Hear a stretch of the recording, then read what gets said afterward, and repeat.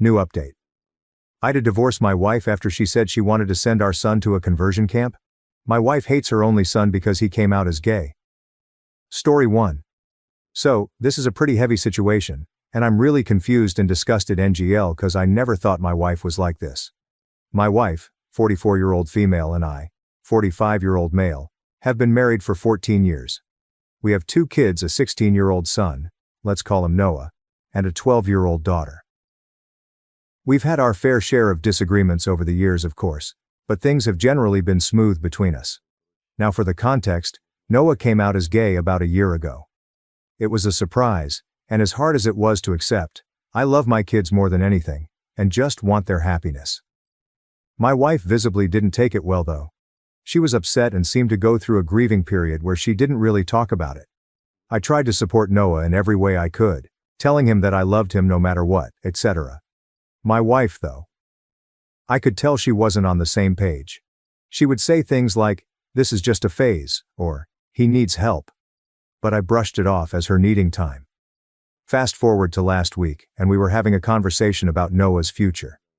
Out of nowhere, my wife casually mentions that she's been looking into conversion therapy camps, and thinks it might be the right solution. She said that Noah isn't truly gay, that he just hasn't been shown the right path, and that this could fix him. My blood ran cold. Obviously I was in shock. I immediately told her I didn't agree and that this was not something I could support, duh. She got upset and said I was enabling Noah's confusion, and that if I really cared about him, I would help him get better. WTF is wrong with her?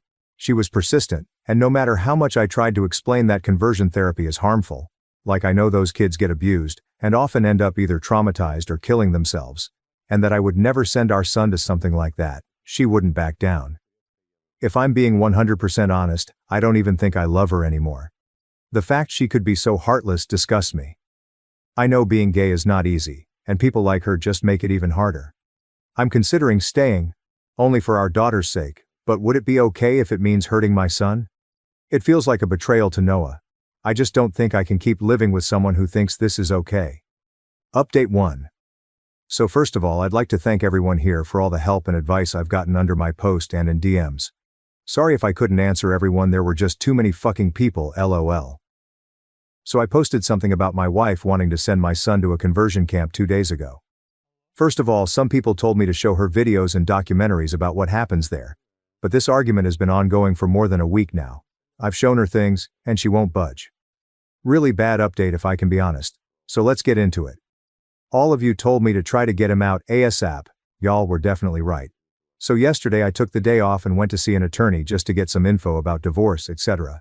But after what happened, I'm 100% sure I want a divorce as soon as possible. Yesterday I went to pick Noah up at his school, and as many of you suggested, we had a long discussion. I basically told him his mom and I may be getting a divorce because she wants to send him to a conversion camp, but I can't accept that. I've talked with her many times, and I told him I'll probably go through with it. He looked really hurt. My heart broke all over again, but was very understanding and thanked me for standing up for him. I pulled him into a tight hug and told him I'd always love him no matter what and that nothing was his fault. At that moment he started crying because he was so glad at least I was on his side. And I'm very pissed, so sorry if I don't make sense, but apparently his mom had been pressuring him for months. She planned dates with girls to try and fix him, and he had to lie by saying he was going to a friend's instead. She was saying he needs help, and as much as she loves him he needs to get his condition cured, etc. I feel so bad because I've been so oblivious to all that, and I've failed to protect him for all that time. How do you make your 16-year-old son go through that? So when we got home yesterday, I can't lie, I was furious, and confronted her right there and then. At first she was trying to explain she was doing it for him, but her speech quickly turned to slurs, and it was clear she was just ashamed of having a gay son. In the end I told her I went to see an attorney, and that learning all that just confirmed that I wanted a divorce. She got really angry, calling me a delusional disgrace. We argued a lot. And at some point, Noah tried to separate us, but my wife punched him multiple times. She was saying disgusting things like he is a dirty fag, and that it's all his fault. We're getting divorced because his filth corrupted me. My daughter, who was prob in her room, came to see what all that commotion was about and was rightfully horrified and quickly called 911 when I told her to. Long story short, the cops got there and took her away. She was very reluctant to go because she was not in the wrong, and they needed to let her go. I explained everything to my daughter, and she doesn't want anything to do with her mom anymore. Right now I'm in the hospital because my soon-to-be ex-wife broke my rib while I was restraining her. I should have probably gone as soon as the cops took her, but IDC my son was crying. With a black eye and split lip. They are checking for any concussion. And obviously the only thing I cared about was to comfort him. Because I can't even imagine what it can feel like being beaten by your mom for being gay. I'm planning to file for full custody of course, and my kids don't want to see her ever again anyway. Given all the charges she's facing, I hope she won't stand a chance against me. I just sent a mail to my attorney, and I hope the procedures will be fast. I've also thought of getting CPS involved, but I'm not sure they will really help. Like, I cannot understand how you can grow so resentful of your own kid, because of something they can't control. Even I had pretty strong opinions about it, but as a father, it is my role to unconditionally love my kids, and so I learnt about the topic and changed my way of seeing the world for him. It took some time grasping it, but I never doubted one sec the love I have for my child. I thought it was the same for my wife. Visibly not. Update 2. So, a little over 2 weeks ago, I posted about my soon-to-be ex-wife putting both my son and me in the hospital, because he is gay. First of all, I'd like to thank everyone for the support and advice we've received. The kind words were overwhelming. To all the trolls saying this is fake, God knows I wish it was. Maybe I didn't make much sense because I was extremely shaken, so I apologize if that's the case. Now for the update. It's been difficult ever since, but don't worry, this is not a bad update. First of all, I was able to get an emergency custody order. I'm very relieved because many of you warned me about how people can have their kids forcefully taken by those conversion camps, and I'm relieved that she can't do that anymore. I'm still overly anxious and only leave my son alone when he's at school. I've instructed all the teachers to make sure no one but me approaches him. Thank God my boss has been understanding on the matter. I've been granted exclusive use of our house as well, so I've changed the locks and installed security cameras. Many friends and family members, from my side of course, have been visiting often, to give us both emotional support and safety. Many of you also advised me to document every injury that my son and I sustained. Fortunately, my son didn't suffer a concussion, so I took plenty of pictures and gave them to my lawyer, and she has also taken mine, my son's and my daughter's testimony. Given all the charges my wife is facing, child abuse both physically and emotionally, neglect, endangerment, assault and battery, hate crime and domestic violence. Yeah, it doesn't look very good for her. Our lawyer is confident that I will 100% be granted full custody. She also said that it's likely soon-to-be ex's attorney will recommend that she give up her parental rights, given the overwhelming evidence against her. Also, it's very likely that my son and I, possibly even my daughter if she asks for it, will be granted a restraining order against her. My lawyer has told me CPS involvement will only strengthen my case, as they are thoroughly investigating everything. While we're still waiting to get the court date, I am feeling highly confident and relieved for the first time since all that shit happened. I've gathered tons of overwhelming evidence against the toxin. Thanks to that person who came up with that name. I'll keep everyone updated, and thank you again for all the advice and support my kids and I have received. I honestly don't know how I could have gotten through this without all of you. Y'all just saved a family, be proud. Relevant comments. Commenter. I'm so glad you're feeling more confident now, and it's amazing to see how you're protecting your kids. You've done the right thing by taking action and getting the support you need. Stay strong for your kids, you're doing a great job. OP is that father every child wants. A protector. I didn't read your original post, but I'm very happy for you and your children that this is going to work out in a humane and compassionate manner for them and for you. I wish you the very best of luck going forward. You're doing everything right, and it's clear how much you care about protecting your kids. The emergency custody order, documentation, and support network are all solid steps. It's good to hear you're feeling some relief and have a strong legal case. Keep prioritizing your kids' safety and well-being, and don't hesitate to lean on your support system when needed. You're handling an unimaginable situation with strength, wishing you and your family continued progress and peace. Commenter. I am so happy for you and your son and daughter that this is turning out in your favor. That being said, I am so sorry that you all had to go through this. I've been following your story since the very first post and I've commented on almost every post. And I just have to say, as the chosen mom of so many queer kids, you're the parent they all wanted. The one who stood by them and stood up for them, and so many of them didn't get even a single parent who did that. So I am just so proud of you. I'm actually crying while I'm writing this, Because I'm just thinking of all my kids and the ones I call my kids who have no one besides their chosen family to love them unconditionally. Thank you for being what a parent is supposed to be. And thank you for putting your son first. And just thank you for accepting him as he is. I hope that you are a beacon of acceptance to other parents whose kids will eventually come out. And I hope that you're a safe place for any other kids in your area we need a parent figure to come out to. Story 2. Ata, for telling off a friend of a friend at her birthday dinner after she said I looked racist. So my friend wanted to have a birthday dinner, and she invited her other friends who I was meeting for the first time. Keep in mind that me and the girl in this situation are both POC but of different races. Anyway, my friend goes to the bathroom, and I and this other girl are having a conversation. Then she was like, I just have to say, you kinda look like you are racist and that you only like people of your culture. Are you? I was like, WTF, what kind of question is that? And why would you think that on the basis of looks? That is so stupid and ignorant. I have been the victim of racism so many times. Why would I go on to be racist TF?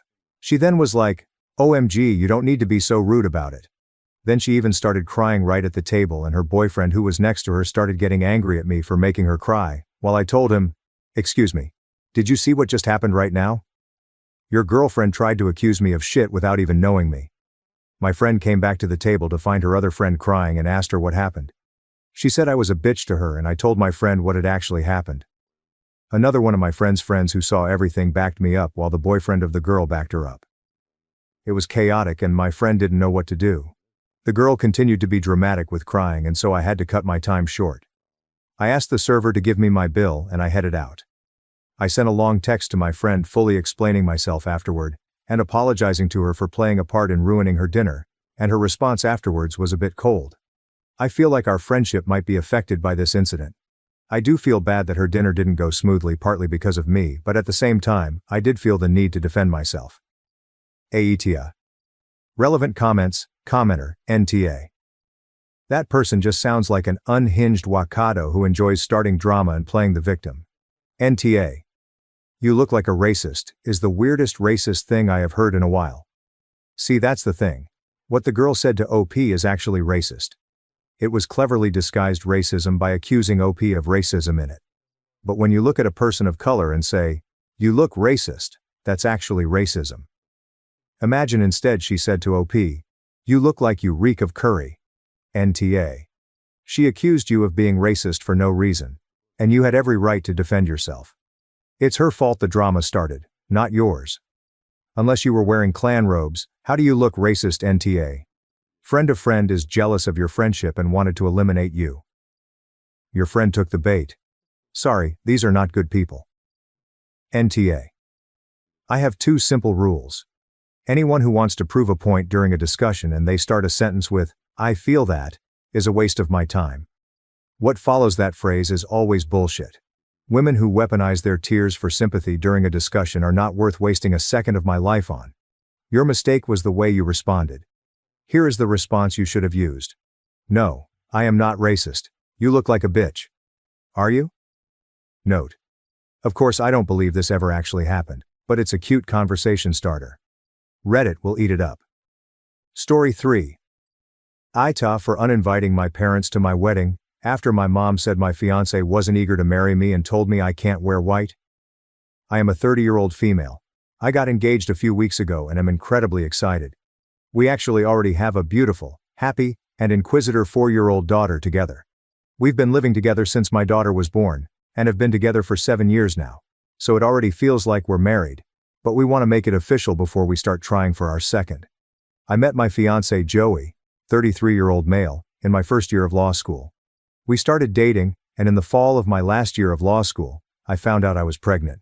I was only 25 at the time, was getting ready to start my career, and wasn't married or engaged, so it was a terrifying experience. Luckily, Joey was supportive of me. He said he'd respect whatever decision I made and that he'd support me no matter what.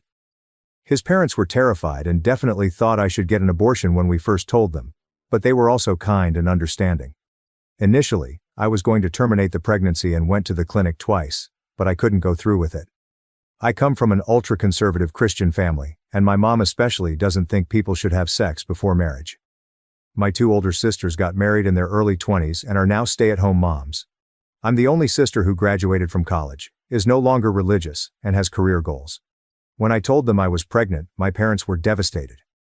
My mom cried, called me used goods, and asked how I could allow this to happen. They said Joey and I needed to get married since we were having a child together, and I explained that we didn't want to rush into that. My mom called me selfish and said neither of us was putting our baby first. They didn't speak to me until my baby girl was born because they were so upset that I got pregnant outside of wedlock and then didn't marry Joey before the baby arrived. I see them a few times a year and they certainly love my daughter, but I'm definitely a huge disappointment to them. My future in-laws, on the other hand, were extremely kind and helpful during the pregnancy. They helped cover my medical care and even rented an apartment for me and Joey to live in after the baby was born, since we didn't start work for a few months after we graduated. While I was studying for the bar exam, Joey's mom did a ton of babysitting and was always there to help if I needed a few hours to myself. I'm so grateful to them and feel even closer to Joey's mom than to my own at this point. When we told Joey's parents about the engagement, his mom cried and said how happy she was for us and our daughter. She also said she was so proud of us because we stuck together and made the most of things when life didn't go as we planned. She offered to help with the wedding, but we said we wanted to pay for it ourselves. We want a very small ceremony with our immediate families, a few close friends, and our daughter. We really want it to be about celebrating our family and our little girl and don't need a huge ceremony. I told my parents the news last night since we got into town for Thanksgiving, and they didn't seem excited. My mom asked if we were having a religious ceremony, and I said no. I explained that we wanted a small, low-key wedding and that we were just eager to get married and make it official. My mom then turned to my fiancé and said he clearly wasn't too eager, since he got me pregnant and lived with me for 4 years before asking me to marry him. Joey explained that he'd known he wanted to marry me for years, but we were focused on our daughter, our careers, and getting our loans paid off and have been treading water since we graduated from school. My mom then told him that she'd ruined her dreams of her daughter getting married since the event had been spoiled now that we'd been living together and already had a child.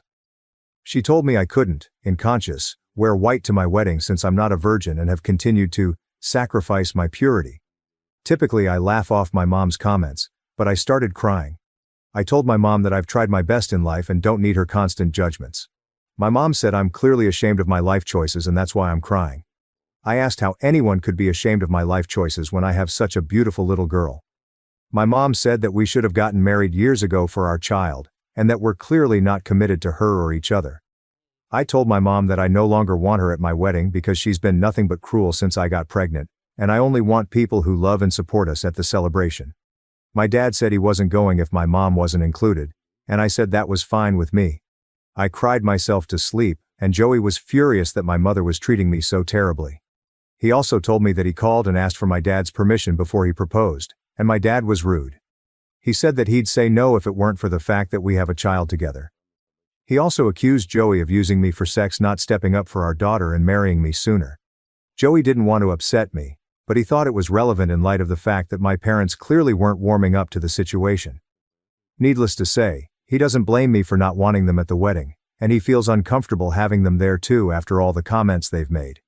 This morning I got a call from one of my older sisters. She told me I broke our mother's heart again, and I'd be cruel not to include her in the wedding. She also said Mom has loved and supported me and my daughter even though she strongly disagrees with my life choices. My sister says I've made my own choices, and I can't expect everyone to like and agree with them, but family is family and I should include my mother. She also said that if my parents aren't included, she won't be there either. Ita? Relevant comments. Commenter. NTA. You can tolerate whatever you like, but I hope you aren't going to expose your little burden of sin to these judgmental AHs. OP. They're actually very sweet to my daughter and never say anything rude to her. I'm worried about continuing the relationship if they're going to make similar comments to her about her life choices when she gets a little older. Your daughter is on the edge of awareness, body language, snide, or sarcastic remarks. They may look sweet, but your daughter will see how they talk to you and how they treat the other grands, and she will feel the difference. OP. This is good advice. It's funny because if anything, I think my mom favors my daughter.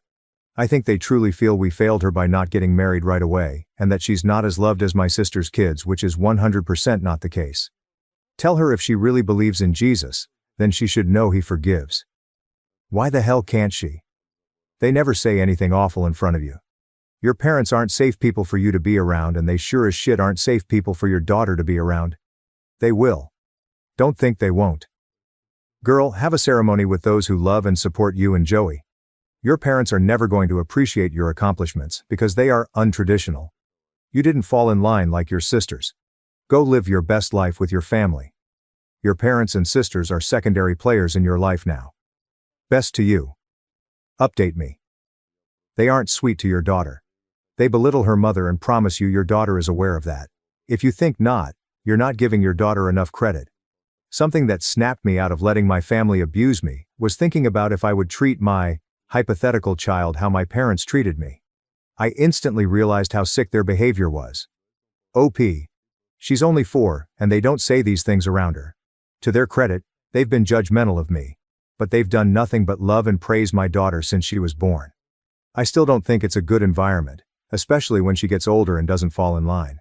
Story 4. Ata for telling my mom she won't be able to see my daughter for 2 months after she's born if she calls my wife to complain about her birth plan again. My wife is currently 7 months pregnant with our daughter. The first time she was pregnant, she went into premature labor and had a stillbirth. It was a devastating experience for both of us, especially my sweet wife. She's finally getting excited about this pregnancy, but there is a part of her that is afraid to get her hopes up in case something goes wrong. She asks me several times a day if I think something will happen, and has been having nightmares about having another stillbirth.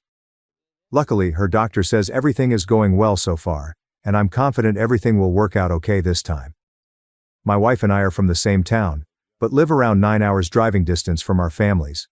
Right now, the plan is for my wife's mother to drive up once my wife goes into labor.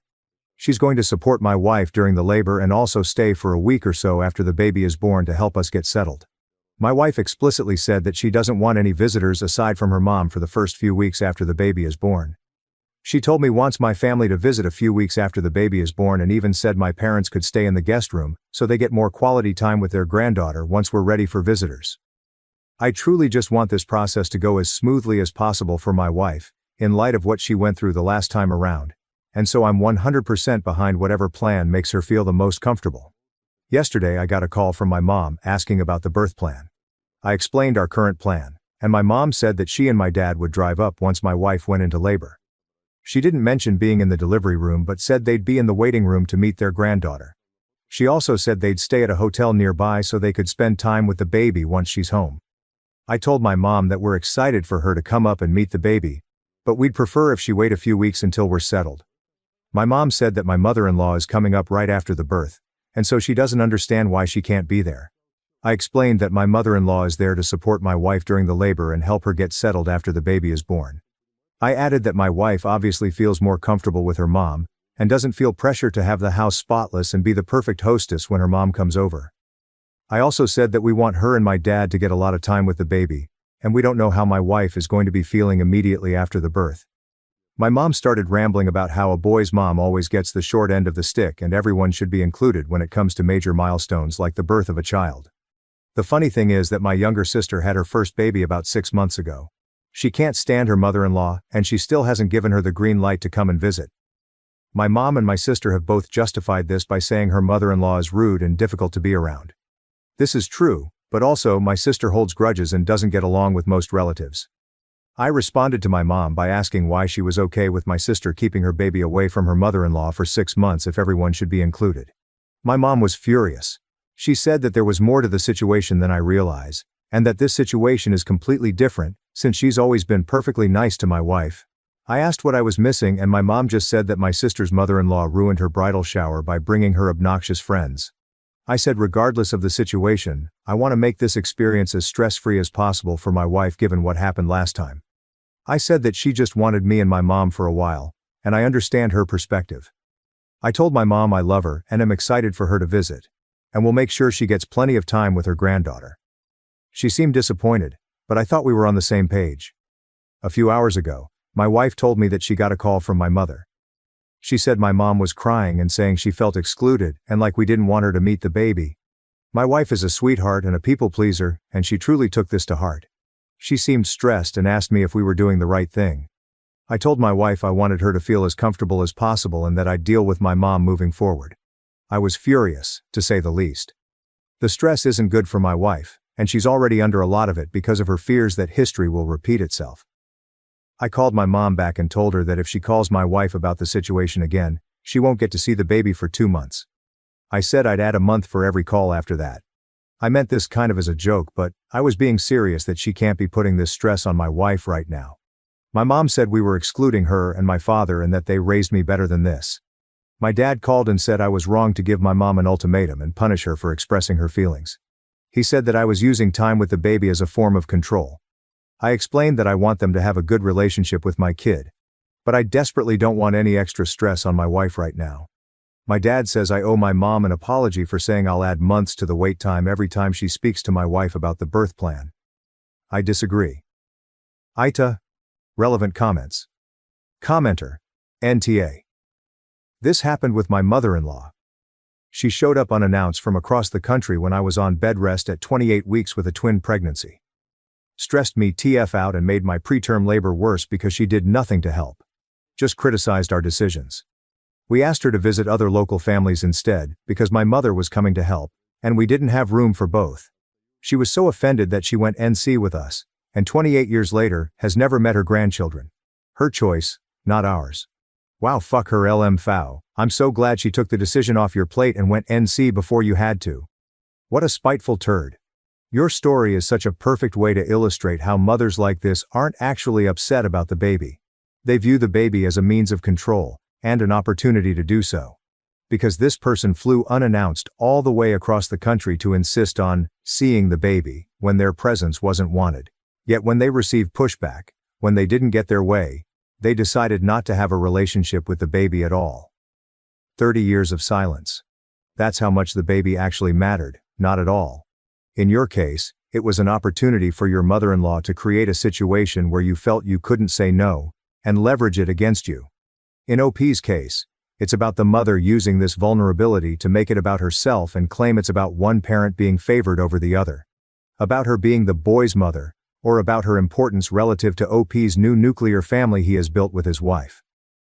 The baby represents a power struggle. A pecking order about who ultimately gets to make decisions and set boundaries when it comes to the family. Mill has centered herself in a situation where it would already be wrong to do so, but it's highlighted even more by the extensive trauma OP and his wife have already been through. Mothers like this will use things like special events and the birth of new children as opportunities to exercise or reinforce their power and position. They can simultaneously make it seem like it's the biggest snub in the world because of the nature of the event, while not acknowledging that the nature of the event means the focus is on other people and their needs and boundaries. This is a tale as old as time. If his mother wants to see this grandchild, she better get her shit together. Commenter. NTA. Do you know what you're doing? Exactly what you're supposed to do. You're supporting your wife, and putting her first. That's called being a husband. A good husband. The reason your dad is saying you're wrong is that your mum is venting and he has to hear it. And do you know what that is? Not your problem. Keep on doing what you're doing. You're doing everything right. Enta. Your mom is interfering and making this about her. It's about your wife. You are protecting her and you are right to do so. You are a great husband. Continue to protect and stand up for your wife. Don't be guilted by your parents to allow them to change your plans. Congratulations on your baby. Best to you all. Thank you so much for watching until the end. If you enjoyed our videos, please don't forget to like, share and subscribe to stay updated with our latest ones. Have a great day.